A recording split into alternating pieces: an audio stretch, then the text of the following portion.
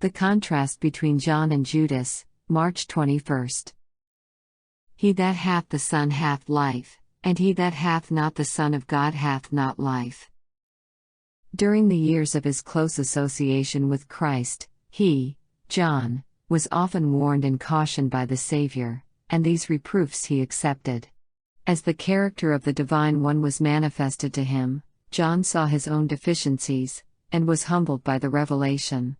Day by day, in contrast with his own violent spirit, he beheld the tenderness and forbearance of Jesus, and heard his lessons of humility and patience.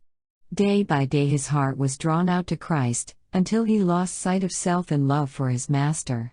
The power and tenderness, the majesty and meekness, the strength and patience, that he saw in the daily life of the Son of God, filled his soul with admiration.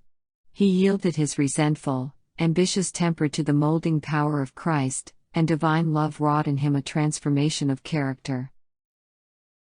In striking contrast to the sanctification worked out in the life of John is the experience of his fellow disciple, Judas. Like his associate, Judas professed to be a disciple of Christ, but he possessed only a form of godliness. He was not insensible to the beauty of the character of Christ, and often, as he listened to the Savior's words, conviction came to him, but he would not humble his heart or confess his sins. John warred earnestly against his faults, but Judas violated his conscience and yielded to temptation, fastening upon himself more securely his habits of evil.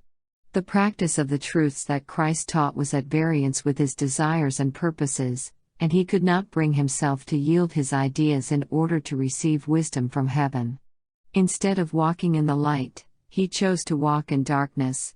Evil desires, covetousness, revengeful passions, dark and sullen thoughts, were cherished until Satan gained full control of him.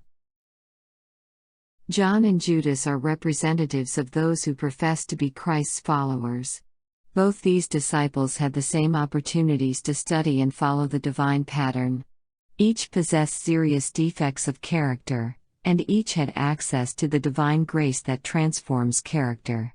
But while one in humility was learning of Jesus, the other revealed that he was not a doer of the word, but a hearer only. One, daily dying to self and overcoming sin, was sanctified through the truth.